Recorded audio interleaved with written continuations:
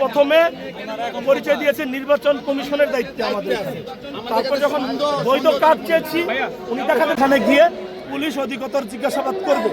উনি এখানে তাকে ছাড়িয়ে নিতে জগন্নাথ বিশ্ববিদ্যালয়ের একজন শিবিরের সাবেক সভাপতি এবং একজন প্রার্থী এসেছে ছাড়িয়ে নিতে। আমরা বলছি আপনি এখানে কেন ছাড়িয়ে নেবেন, থানায় যৌক্তিক উত্তর দিয়ে তারপরে ছাড়িয়ে নেবেন, এটি আমরা বলেছি। ভাই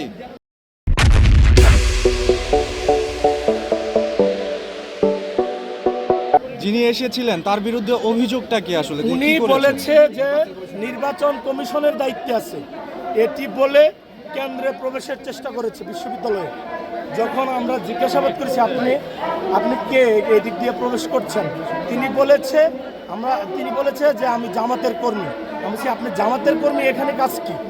তখন বলতেছে আমি একজন অ্যাপ্লিক্যান্টের মা। পরে বলছি তাকে ডাকেন। সে একজনকে সাজায় নিয়ে আসছে। যখন আমরা চেক করেছি আইডি কার্ড, সেখানে দেখেছি যে উনি আসলেও মানে মা মেয়ের সম্পর্ক না, মিথ্যা কথা বলেছে। তারপর বলেছে অ্যাডভোকেট। আমরা বলেছি অ্যাডভোকেটের কার্ড দেখান, সেটিও দেখাতে পারিনি। আমরা মনে করছি এটি একটি দুরভিসন্ধি। আমাদের জগন্নাথ বিশ্ববিদ্যালয়ে কোনো ধরনের দুরভিসন্ধি চলবে না।